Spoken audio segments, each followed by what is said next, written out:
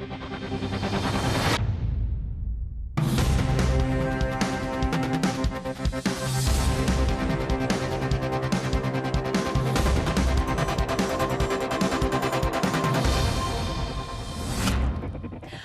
to the Business Summer Series. I'm Elysse Morgan. Well, while the virus dominated headlines throughout 2020, Australia's trade tensions with China, which boiled over during the year, have had a devastating effect for many Aussie businesses, including sour grapes over China's allegations of wine dumping, going all the way to the cellar door for nervous Aussie winemakers.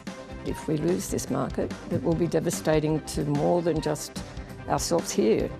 Plus, the deepening chill with China, Beijing weaponizing trade with Australia, but why it won't pull the trigger on iron ore for now.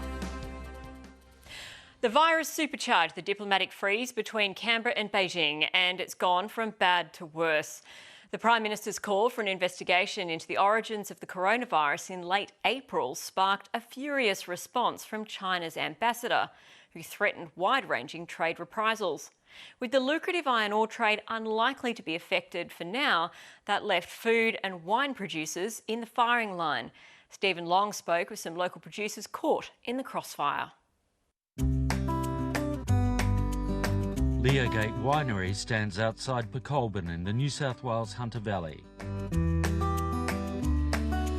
Its vineyards nestle at the base of the Brokenback Range.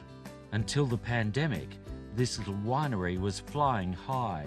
We took out a major trophy at the International Wine Challenge in London for our Shiraz, and that's the Shiraz that's now on Qantas First Class.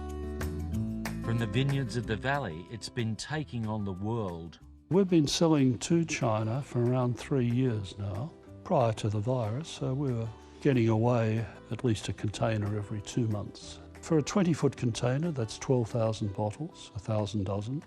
Then the virus shut down sales from the cellar door to Shanghai. That's been followed by a war of words, sparked by Australia's demand for an inquiry into the origins of the virus, and that threatens to spill over into a major trade war. The virus began in China, in Wuhan, that's well understood.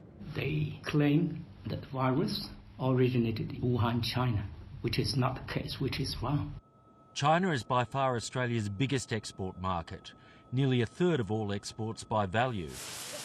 Iron ore dominates, but it's unlikely to be affected.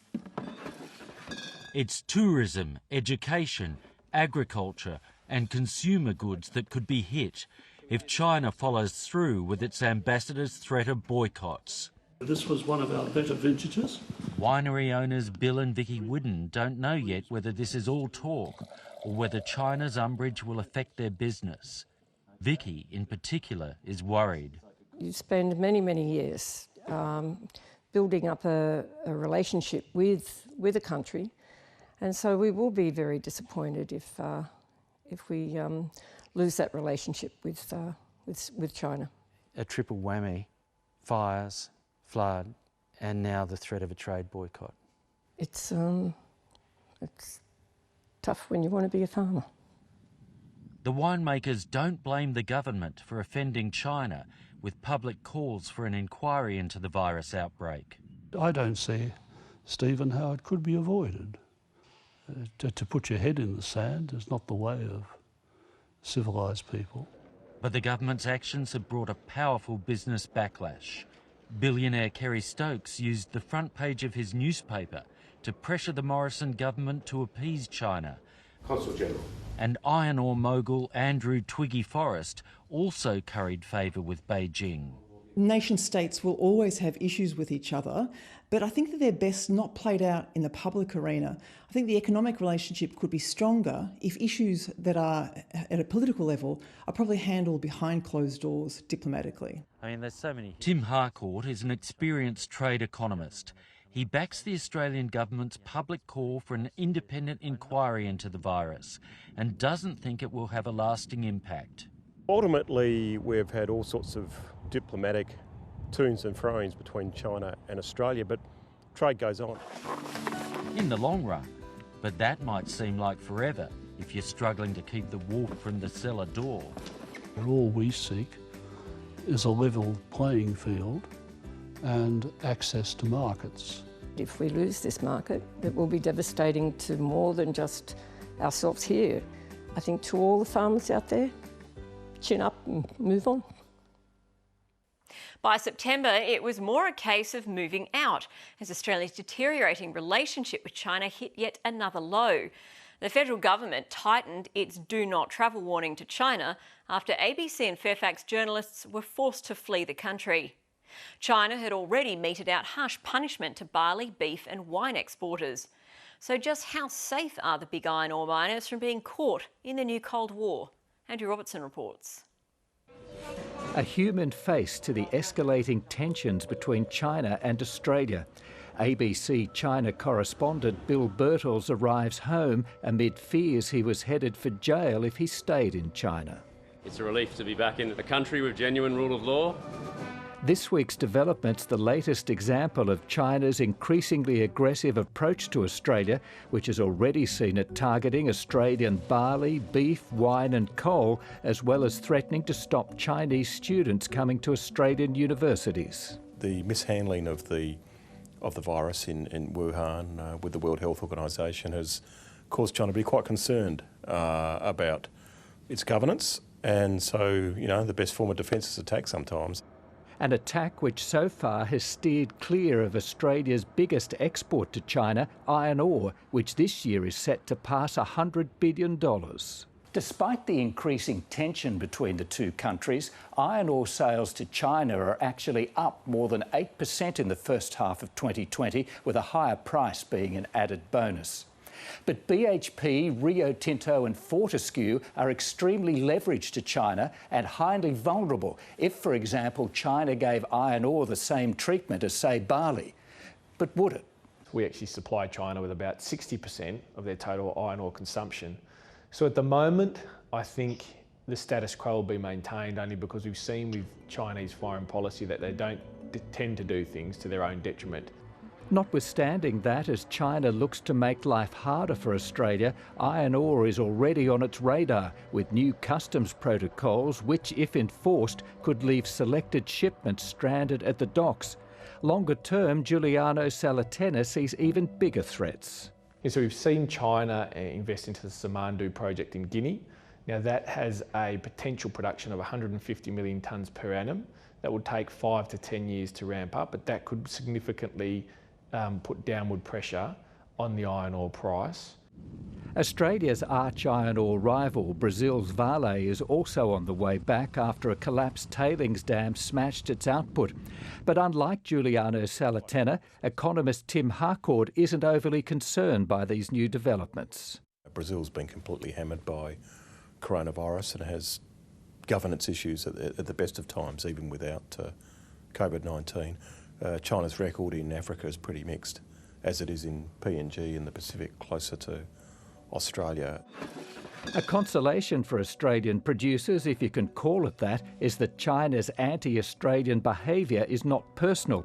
It's also at war, in a trade sense, with a large chunk of the world, where exporters in places like the United States, Canada, India and Europe are also feeling the Beijing blowtorch. Ultimately, it's not going to work. Ultimately, China's going to get back to the Deng Xiaoping reform path that it was on, and they'll probably have to walk all this stuff back. So we're just seeing that process acted out in terms of our own bilateral relationship.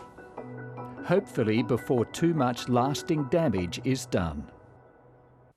And that punishment came harshly for Aussie wine producers by the end of November. Treasury Wine Estates began implementing emergency measures after China imposed tariffs of 169% on its wine. And Treasury is getting off lightly. The majority of wine exporters are getting slugged with a blanket tariff of 212%. The Australian-China Business Council believes more products are at risk of being shut out of the country, and our $63 billion iron ore trade is not necessarily immune. Chairman David Olsen called for a de-escalation in tensions, saying businesses can help play a role. David Olsen, thank you for your time. This is a delicate time to be essentially a business diplomat interfacing with China. What's the feeling amongst businesses in the region at the moment as this trade spat escalates?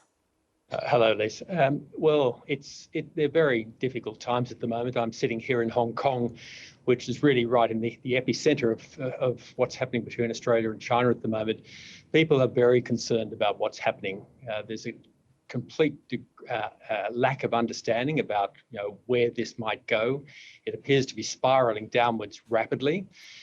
What everybody is feeling we need to do is de-escalate the situation right now.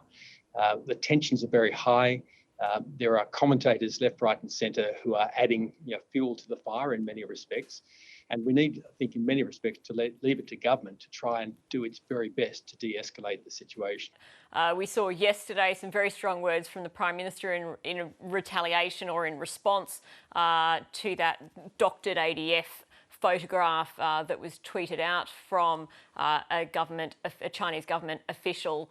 Would it have been better for the government just to turn the other cheek to that, to try and de-escalate the situation? Oh, it's a very, very fraught time at the moment. I don't particularly want to sort of have a running commentary on what the government has done or should be doing at the moment. I think we just have to leave the government to make up its mind as how it wants to respond. What industry do you think next is going to be hit if we don't de-escalate? It's very difficult to say, who might be the next in the firing line. Who would have thought just 6 months ago that we'd have 13 sectors of Australian exporters now caught up in this? Each of those sectors we've thought were independently, being assessed, but now it's quite clear that it's all part of a larger, more coordinated campaign to bring about change within Australia's views. So I think there are many sectors that are open to potential restrictions on their exports. Which ones are you most worried about? Well, I'm particularly worried about anybody that exports products to China. Is iron ore at risk? If you talk to the experts in this area, they would say that Australian iron ore is not at an immediate risk because it's going to take a very long time for China to diversify away from Australia as its dominant importer of iron ore. Now, China does have other opportunities to expand its operations in South Africa and in South America. Commentators have spoken about a 10-year time period for that to be able to move, in which case Australian businesses would have adequate time to be able to adjust to a new market. But I think we need to be very careful in not underestimating China's ability to be able to diversify and make strategic calls if it feels that it's in its national interest to do so. So on one scenario, iron ore could become a major issue for Australian exporters if China took a political decision to start accelerating its focus on other markets. We know that our political leaders and diplomats haven't really been able to get anyone of any seniority on the phone in China. Do you think business leaders in Australia might be able to, if they try? I do think that industry organisations that former government officials that have status within China, Chinese Australian business leaders, all have roles to play in trying to create the connections and opportunities for discussion. And there are many areas that we can do that in. It doesn't have to be in these contentious areas that are subject to conflict at the moment, but we can look to the broader areas where we have more aligned interests. David Olsen, thank you very much for your time. My pleasure. Thank you. With tensions between China and Australia showing no signs of easing, more of our exporters could soon be feeling the pinch.